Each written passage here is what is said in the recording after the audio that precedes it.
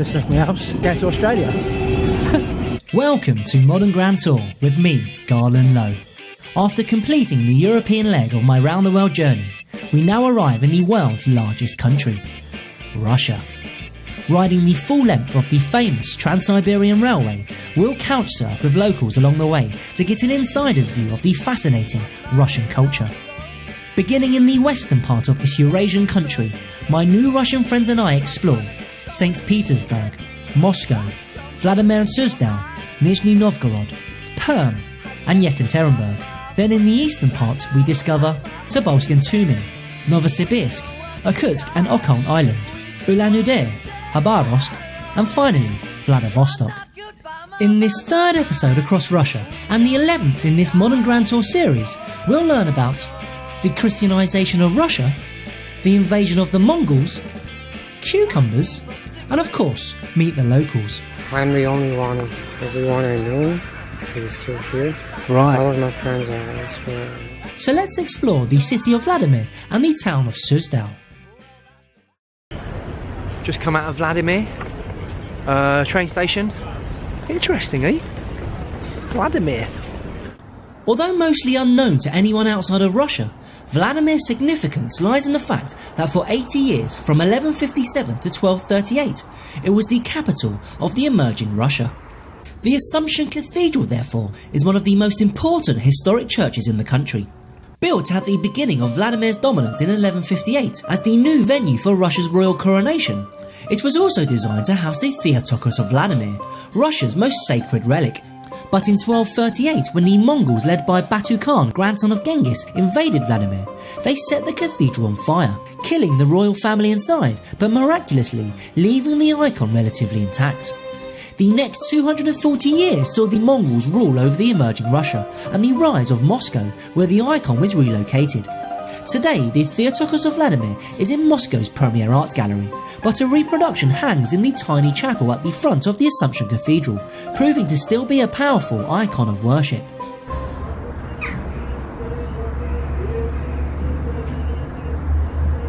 Vladimir the Great was ruler of the emerging Russia known as the Kievan Rus. Originally a devout follower of Slavic paganism, Vladimir sought to increase his political power by adopting a major world religion. To decide which, he sent envoys around the world, and from the reports back, it was decided that Islam was unsuitable for its taboo on alcohol, Judaism's loss of Jerusalem demonstrated that they had been abandoned by God, and Catholicism lacked beauty. The Orthodox Church, however, had geopolitical gains with the Byzantine Empire, and therefore in the year 988, a new era began when Vladimir and Russia became Orthodox Christian. So we've got the church over there, just across the road. One there, another next to it, another there, that's 4, 5, 6, is that a different church? That might be the same one. 7, and then just a few more steeples there and there. So many churches. Vladimir's Golden Gate was once part of the city's successful fortress, until those lovable fire starters, the Mongols, invaded, leaving only this gate intact, and where today it is the only gate from the whole of the Kievan Rus period to still exist. Now, as you can see, the invading Mongols would have had to climb the mound that the fortress was built upon, and one cool thing you can do in Vladimir is to climb the same mound, and imagine yourself to be an enthusiastic Mongol ready to burn down everything in sight. The last place I visited looked like a church, but in 1962, under the atheist Soviet Union, it was transformed into something exactly the opposite. Although the Vladimir Planetarium was a bit more budget conscious than Moscow's Museum of Cosmonautics, what it lacked in everything, it made up for in this.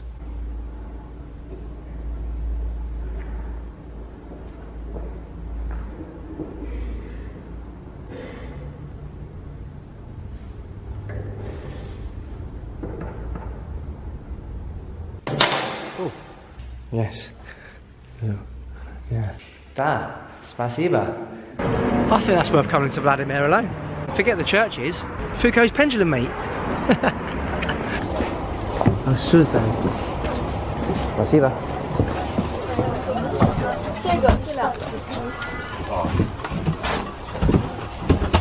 I then headed to my next destination, where I settled in for the night, ready for the next day's exploration. Very much feels like the countryside I'm in. And this is probably the best countryside I've ever been to. I can't believe it. Founded around the year 1000, Suzdal is not only one of the oldest towns in Russia, but also one of the best preserved. And this is because in the 1800s, when the Trans-Siberian Railway was being built, it was decided the line would go through Vladimir, leaving Suzdal without the infrastructure for industrialisation. The immediate result was economic decline, but today, Suzdal's frozen-in-time medieval landscape is the reason for its success. Likened to an open-air museum, especially with its lack of chain stores, Suzdal's mere 10,000 population benefits from tourism as its only industry.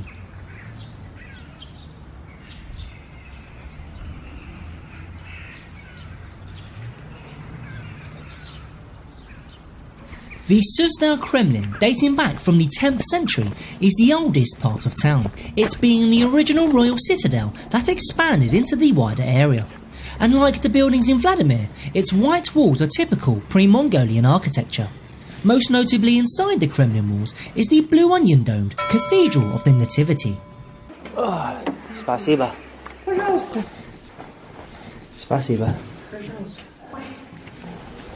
Спасибо. Wow.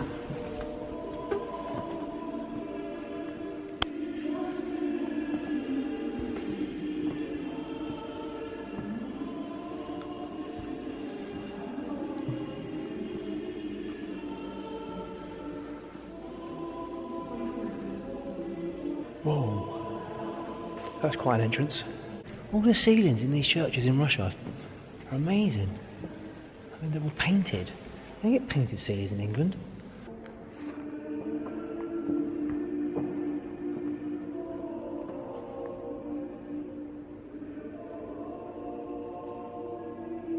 I think there's a fortress over there that I need to get to. It seems quite far away, but I can see it.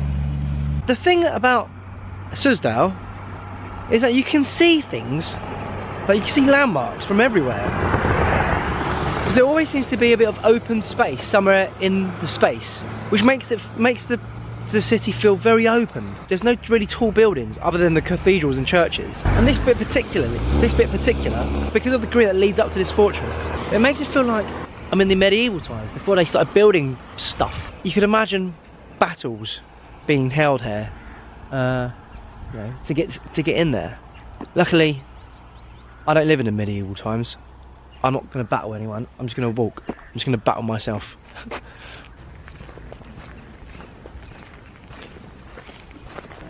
Right, look at this. Bloody hell, it's all Lord of the Rings up here. Climb up this kind of... Quite make it easy for you.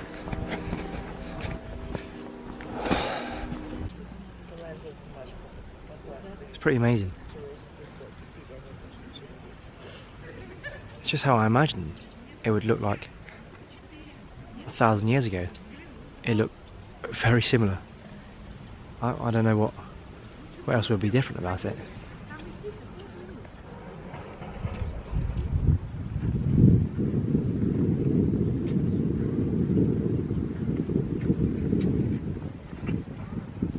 The Monastery of St. Euthymius is the largest fortress in Suzdal, built to protect the northern, more pastoral side of town, with its red walls an indicator of its post-Mongolian construction.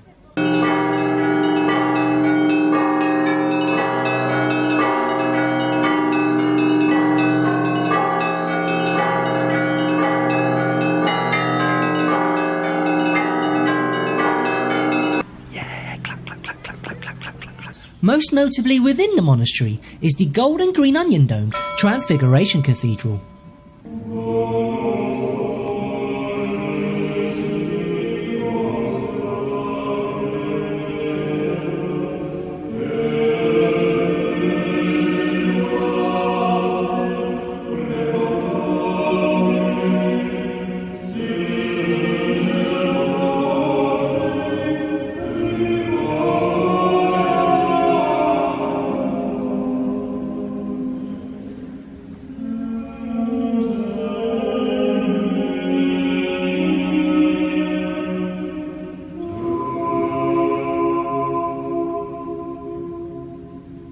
In Suzdal's market square, the locals sell their self-grown honey, apples and cucumbers. Indeed, Suzdal is considered the cucumber capital of Russia, where you can buy cucumber jam, cucumber drink and even attend the annual cucumber festival, where its highlight is the cucumber eating contest, with the winner receiving more cucumbers. Just kidding, they win a holiday. Winning more cucumbers would literally make them sick. The birds, the bells, I can hear some dogs in the background. It's all just very nice. My final activity in Suzdal was to go on a night walk with Maxime, my couchsurfing host. Oh my god, look at that. It's magical, isn't it? For me, it is so. But it takes a lot of time to get this kind of thinking. Because when we are children, we all want to move elsewhere. I'm the only one of everyone I know who is still here. Right. All of my friends are elsewhere. I had a choice. I had job opportunities in Moscow, but I decided to stay because maybe I couldn't survive. It's a lot faster than I'd like to. Here I don't have to escape to another place. I feel so privileged to be able to actually walk, well, with you right now in the evening, because this is such a special kind of like quiet, tranquil time to go in and see such a place. Because usually I'm walking around in the daytime and it's just full of people, but it's a very different feeling when you're walking around in the night. Blue domes and stars would usually mean the Nativity. The golden domes would mean the place is devoted to Jesus Christ. The green domes would be the Trinity. If it's a black one, it doesn't mean anything. Sometimes it means that they just didn't have any other color available at the moment. The expanse and the fog, and you can see the lights like really far away. And that's amazing. In the wooden houses, it's very simple, but really adorable even today. Even for a person like me who's so much into technology, I could spend my lifetime there if only I had Wi-Fi connections. If you took the internet away from us now, how would we survive as as modern human beings? And so back on the train and reflecting on my last few days, I found Vladimir to be a pleasant enough city to have a stroll around in. But it was Suzdal, with its pastoral landscape and medieval architecture, which made me feel I had travelled back in time. And I was endeared by the do-it-yourself simplicity to local life, whether it be from selling your own goods, or sweeping your own street, or in Maxime's case, building your own house. With its lack of chain stores and big buildings, there was a humbleness about the town. Yet at the same time, I felt it was a town the locals were very proud of, and rightly so. It was one of the most magical places I have ever visited. Join me in the next episode of Modern Grand Tour, where we'll be in Nizhny Novgorod and where we'll go back to school, do some graffiti, get chased by a security guard, and of course, blame it on the locals. So until next time, Godspeed.